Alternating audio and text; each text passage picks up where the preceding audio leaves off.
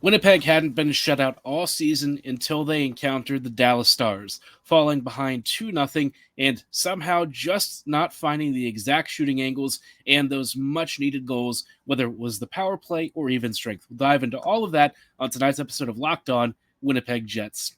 You're Locked On the Hockey Jets, your daily podcast on the Winnipeg Jets.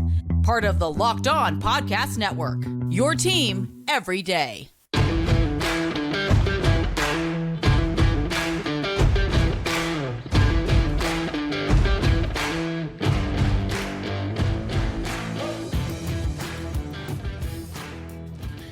Hey friends, and welcome to tonight's episode of Locked On Winnipeg Jets, part of the Locked On Podcast Network, your team every day. I'm your host, Harrison Lee, an avid Winnipeg Jets fan and an online blogger. You can follow me on Twitter at HOLivingLoco and at LO_Winnipeg Jets. Thanks for making Locked On Jets your first listen of the day every day.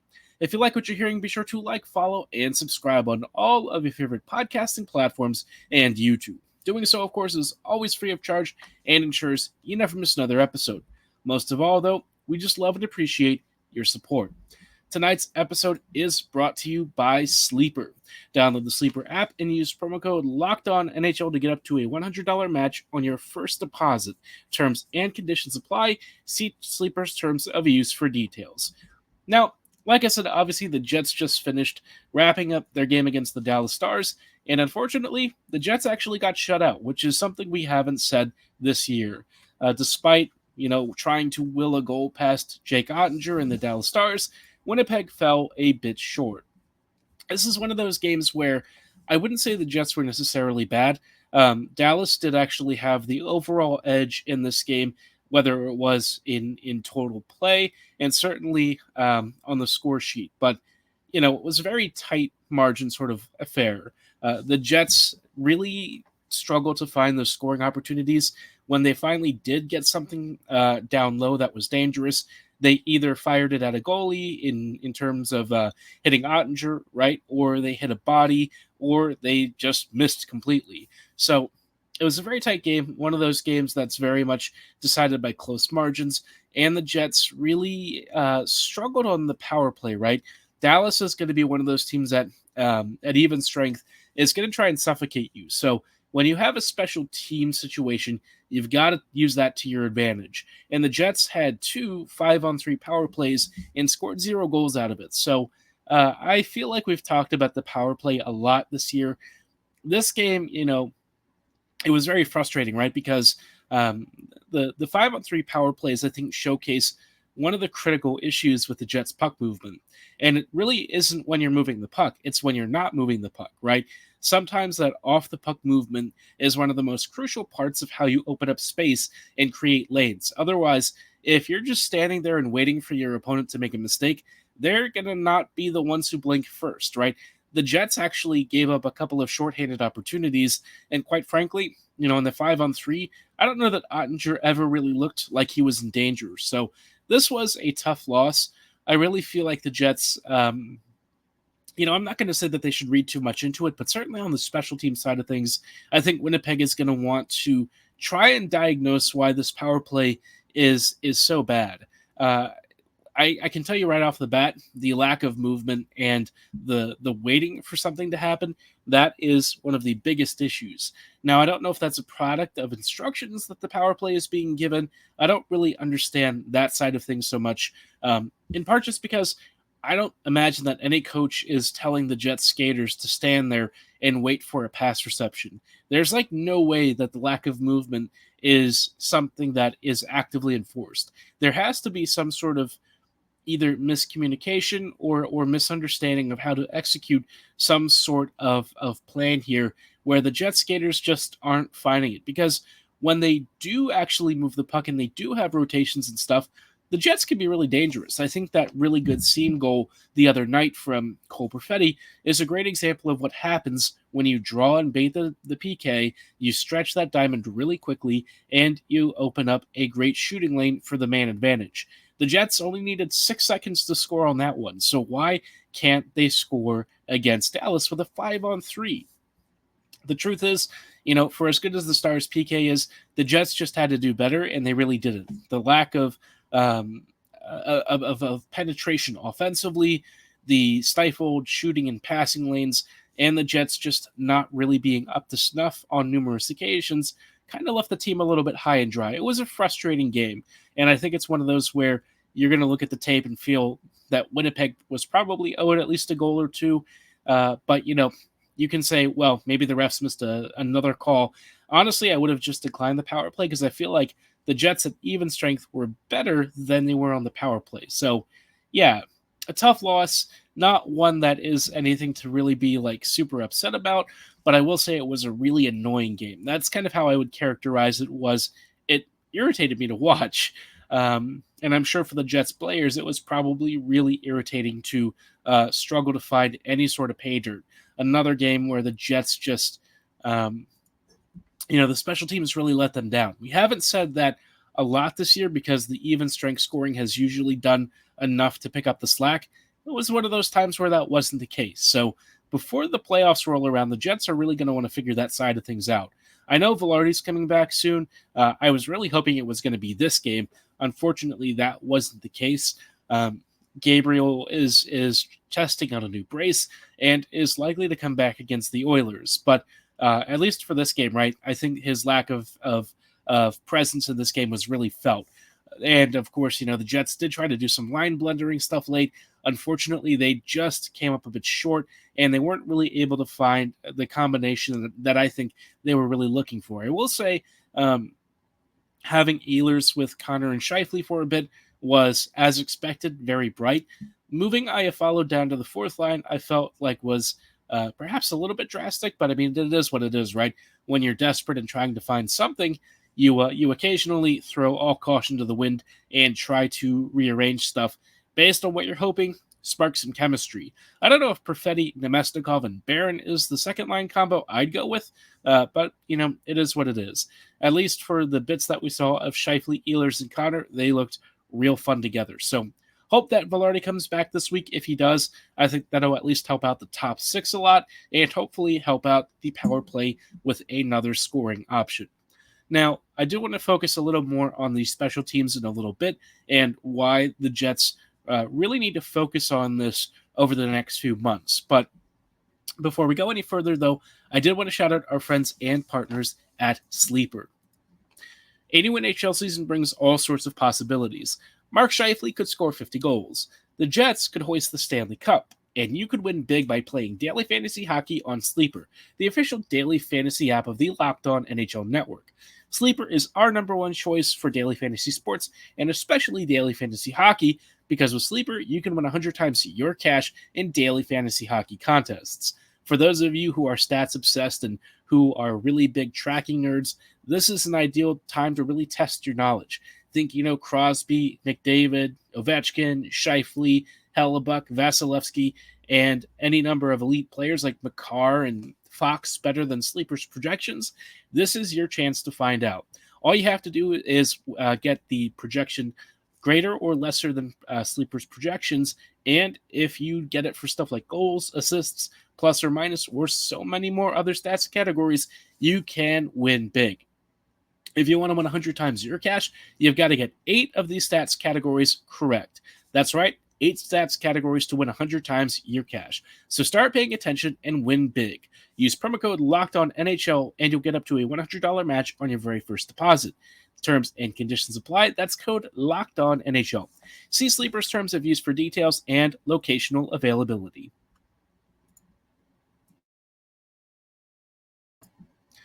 Hello, friends, and welcome back to this episode of Locked On Winnipeg Jets, part of the Locked On Podcast Network. Your team every day.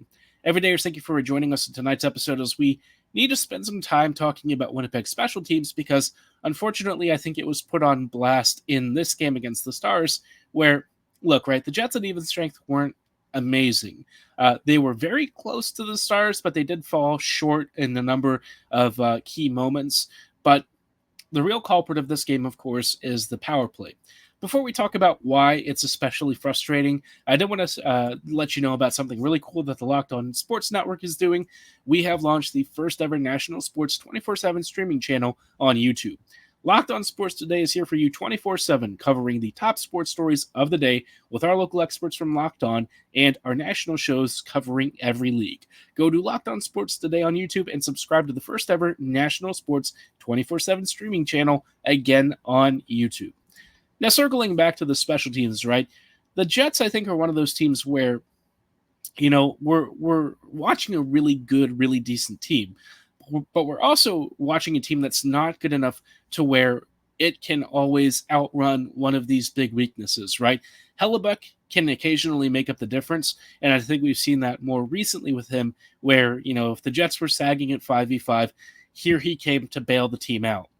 With, games like these where you're playing top-end contenders, which I think Dallas would actually fit in that category, you've got to have every sort of advantage, and the special teams being so bad for the Jets, it is kind of a real concern, right? Because if you have to face this team in the playoffs in a 7-game series, the Jets would most likely get edged out by Dallas again. Winnipeg hasn't beaten them in the 2 games they've played so far, and look, it is a small sample size, but I think it's notable how the Stars have pulled this off. Obviously, the special teams, again, after the first game being, the difference maker where the Jets gave up a couple of key power play goals. Here, Winnipeg had a number of great power play opportunities and could not score on any of them. So, on both sides of these special teams units, the Jets do have some legit work to do. And like I said, Gabriel Vilardi coming back is going to help a lot with at least one power play unit. But I just have to ask why, with the main advantage, the Jets skaters are so static. I know that sometimes, you want to be patient, right? And, if you can bait opposing skaters to come to you, that's when you can hit a bang-bang pass and do like a really cool cross slot diagonal pass, something that's high to low really quickly for a good side net tap-in. The problem is that waiting for that to happen isn't how most power plays function. So the Jets really need to figure that out. I'd also say that when it comes to like the play at the blue line, I've kind of seen the Jets doing some really risky stuff, and they've given up a lot of odd man rushes on the power play. That's something that I really feel like the Jets want to clean up. I feel like Morrissey has maybe tried to do a little bit too much when he's in possession. I know that he's considered like the power play quarterback, but sometimes I feel like he does maybe a little too much puck carrying, right? I feel like if you are a little bit quicker on the release, and this kind of goes for other players too, when they're in possession, you've got to move that puck a little faster. You really don't want to hang on to it for as long as the Jets do. It allows the PK diamond to adjust. They shut down those passing and shooting lanes, and the space that you had to make some sort of play gets cut off really quickly. And then the Jets inevitably default to like Kyle Connor or a point shot, which just isn't necessarily the way to do it. I will say that I liked moving Perfetti out to the left faceoff circle and having Scheifele back in the slot. That's how the old Jets power play of 17-18 had it. And of course, we had Stastny too serving as a bumper, which I do think you noticed the absence of. But overall, right, like the Jets just have to move more efficiently. They can't wait for something to happen. Most power plays, even like the dog crap, like Stars power play that everyone tells me is so ugly to watch, their skaters all rotated pretty effectively. They skated around, they tried to create space, and there was legit off-the-puck movement, whether it was small adjustments here and there or, big rotation changes. Whatever it was, the Stars were at least doing something, whereas I feel like the Jets PK has far too often, or Jets power play this year, far too often it's just sat there waiting for something to happen. 2 guys will kind of move along the strong side. They'll kind of feed it around the back, pass it to Scheifele, back to Morrissey, feed it to the other side if they think they can reach Connor. And then you don't really involve guys like Perfetti as much until he rotates into maybe Scheifele's spot or something like that. So I just feel like the Jets aren't really making use of the 5th man in this situation. It feels like the Jets have a real big perimeter power play, but nothing that really gets some of their most talented players involved down low. I feel like if you attack the slot and put pressure there, that's how you're going to open up scoring lanes and get to these PK units, because right now the Jets just aren't really getting all that close. In this game, they had a couple of really good looks. I think there was one that was like a stone cold robbery on Scheifele. That one, that's what you really want to see, right? I know Oettinger was great, but that goal scoring opportunity came out of a great pass from below the goal line, and Scheifele was really close to pounding that one home. So stuff like that is what you want to see. That's where I think the Jets used to make their money, and I don't know why they've kind of gotten away from that. Trying to do like tipped point shots and stuff, it's just not enough for this Jets team that, while still very talented, is definitely not, the kind of squad that's going to be able to get away with this come postseason time, right? You've got to figure out a way to squeeze out a little bit more offense. Because like the power play, that's your big trump card in these games, right? If you're getting stifled at 5v5, that has to be the thing that separates you from your opponent. And so far, it's not been the case, right? I know the power play has been running a little bit hotter this month, but the Jets definitely still have work to do. And like I said, it really is something that can be fixed. I'm talking about it a lot, in part because I know it's not a problem that the Jets can't solve. There's plenty of opportunities to work on it over the next few weeks, really get it back up to shape, and hopefully the arrival of Vilardi and maybe even an exciting trade of some sort can help this roster go just a little bit further. But speaking of Vilardi coming back, I do want to talk about the line arrangements and stuff, because I feel like, with what we saw in this third period, I do wonder if Bones is going to make some adjustments. We'll talk about what that might mean for Vilardi and where he slots in. But before we go any further, I do want to shout out our friends and partners at Collective. If you run a solo small business, you're an army of one, but you still need a CPA, a bookkeeper, separate payroll solution, and so much more. Let Collective take care of the paperwork while you take care of business. Collective is the #1 financial solution for freelancers, contractors, and self-employed entrepreneurs that lets you focus on your passion and not your paperwork. They can do all the fun stuff that you dread, from corporate formation and compliance to taxes, bookkeeping, accounting, and even payroll. The best part, it's at a fraction of the price of your typical CPA. They know that if you're a business of one that makes over $80,000 a year, their services can offer you a ton of value. Join the thousands of solopreneurs who have saved an average of $10,000 per year on taxes with their structure. Right now, Collective is offering 1 month free and no onboarding when you go to collective.com/LockedOnNHL and tell them Locked On NHL sent you. That's a $550 value, again, for free when you go to collective.com/LockedOnNHL and let them know we sent you from from Locked On. Obviously, this is a great time, and for those of you who really do the solo business stuff, there's never been a better time to get with Collective than right now. So go to collective.com/LockedOnNHL. Hello, friends, and welcome back to this episode of Locked On Winnipeg Jets, part of the Locked On Podcast Network. Your team every day. Every day, thank you for rejoining us on these closing thoughts on tonight's episode as we wrap up, obviously, the tough loss against the Stars. Now we're sort of thinking about the next step, right? The Jets are going to be playing the Edmonton Oilers very soon, and, this really is the time when you want to see a couple of players come back, hopefully to full health. Now, the Jets are going to be getting one player back in particular that I think we're all very excited to see again. That, of course, is Gabriel Vilardi, who has been missing for the past month and a half or so. Thank goodness he's finally back. If there was any one player on this team that the Jets desperately needed to come back, it's him. Now, the Jets are like 12-7-2 without him, so things have actually been pretty good, right? I don't think the Jets can really be too upset with where they are in the standings. They're 2 points back of second in the Central, and they've generally had a pretty good run of form. They're 7-3 in their last 10 games. Bones is back. Things are generally looking up. I think Hellebuyck finally being back in form is a big deal. But of course, Vilardi coming back kind of comes at an interesting time because we saw Bones shake up the lines a lot in this last game, and I wonder if some of that stuff is going to stick here in the future. Iafallo, we did talk about as being a little bit miscast on the first line, kind of like Appleton was when Appleton would go up there and, while he did work hard and try to create stuff, you could just tell that stylistically speaking and matchup-wise, it wasn't quite the most ideal fit. Immediately, Ehlers getting promoted there made a huge difference. That line started really buzzing and humming late and created tons of opportunities against the Stars team that, quite frankly, could not contain that unit. It was really down to blocking as many shots as possible and hoping Oettinger could kind of soak up the rest. That ended up kind of keeping this line off the score sheet. But I do wonder if Bones goes back to this unit next game against the Oilers, because the Oilers are going to be fast, they're going to be deadly, and look, Edmonton may be kind of in the throes of a bit of a disastrous season, but like McDavid and Draisaitl and Hyman, those guys can explode at any point and cause a lot of damage, so you can't really take them lightly, especially with that power play, right?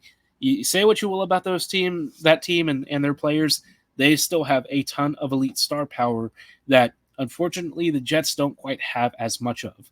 Especially the kind of quality that McDavid and company can really bring. It will be kind of funny that we're going to see Sam Gagner back. Gagner has returned to the Oilers and has actually been playing quite a bit recently, so congrats to him. Hopefully his hip surgery and stuff that knocked him out last year has been, a smooth recovery. I was very fond of him as a Jet. I wished he had been able to stay healthy in Winnipeg, but unfortunately we weren't so lucky. But at least for Vilardi, right, where does he slot in? Initially, I really wanted to go with Connor, Scheifele, and Vilardi as your first line. Assuming that Bones doesn't go with that, I guess the next best thing is then to do Perfetti, Nemesnikov, and Vilardi. I feel like, having two really good defensive two-way players in Perfetti and Vilardi on the same line is a little bit of a waste. I'd rather have a situation where you had Perfetti, Nemesnikov, and Ehlers, because that trio we know just dominates. You don't really have to change it, and Ehlers does a lot of the transition work, while Nemesnikov and Perfetti get to work either in the perimeter areas or down low in the slot, like Nemesnikov likes to crash the net. Vilardi on the first line just makes more sense. He's kind of that stabilizing factor for for Connor and Scheifele, and also he keeps up with them. Like that dude, it's kind of like having a really smart two-way center playing at wing. I think his vision and his positioning are great. He's got a strong release, so I would love to have him flank Connor and Scheifele. I feel like that just makes more sense. But if he plays on the second line, it's not a big deal. I think you can still keep Niederreiter, Lowry, and Appleton together. And then if you have like a fourth line of Iafallo, Gustafsson, and AJF or whoever, I feel like that's fine. I don't really care. That unit should be okay. Obviously, you want to have Barron somewhere in there. So for me, Barron would definitely bench AJF. Iafallo, Gustafsson, and Barron together should be pretty decent. So as like a fourth line, you can't ask for much more. I don't know if Iafallo will get knocked down that far, but maybe, right? Maybe. But I kind of wonder if they would actually put Appleton on the fourth instead, especially because like Iafallo is considered probably a little bit too talented by the Jets staff. I don't know. We'll see, right? I know Iafallo was playing on the fourth in this past game, but who knows if that's going to be the case. Let me know where you think Vilardi will slot in here once the Jets are able to get him back skating and joining the lineup against the Oilers. Cross your fingers. It is this Thursday that he comes back. But in the meantime, give me your predictions for what you think he'll do in his first game back since injury. Let me know in the comments below or at my social medias at HLivingLoco and at LO_Winnipeg Jets. For tonight's episode, though, that is all the time that we have. Thanks so much for making us your first listen of the day, every day. We'll see you back here tomorrow for a preview ahead of Winnipeg versus Edmonton, as well as some news updates from around the league. But like I said, have a great night, and go Jets, go.